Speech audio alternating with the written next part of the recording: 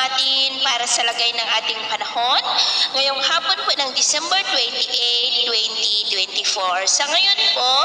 ay iba't ibang weather system pa rin ang umiiral dito sa ating bansa. Amihan ang nakakaapekto ngayon sa malaking bahagi ng Luzon na nagdudulot ng cloudy skies with isolated rains. Easterlies naman ang umiiral sa may Visayas, shear line o yung imaginary line ng hangganan ng malamig na hanging amihan at mainit na easterlies ang nag-i-extend po ngayon sa may southern Luzon, lalo na sa may Bicol region.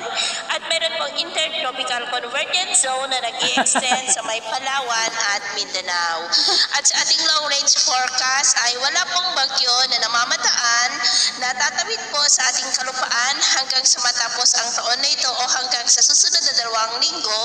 pero hindi pa rin inaalis ang posibilidad na may pamumuo ng mga sama ng panahon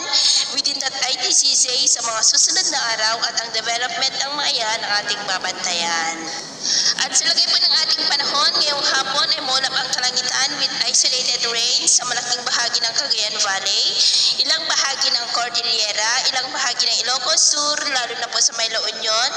Quezon, Laguna, Batangas, Bicol Region, Calapan, Marinduque, Romblon, Palawan, Samar Provinces, Leyte, Bohol, Cebu, Negros, Panay Island at malaking bahagi ng Mindanao na posible pa rin na magtuloy-tuloy ang mga isolated rains with isolated rains, light to heavy rains sa malaking bahagi ng ating bansa hanggang mamayang gabi po, kaya mag-ingat pa rin tayo sa mga banta pa rin ng mga pagbaha at pagguho ng lupa. Sa atin naman pong mga baybayin, iwasan na muna natin ang papalaot sa mga baybayin ng Northern Luzon maging sa kanlurang baybayin ng Central Luzon, Quezon Province Seaboard dahil ang mga alon dyan ay posible po na aabot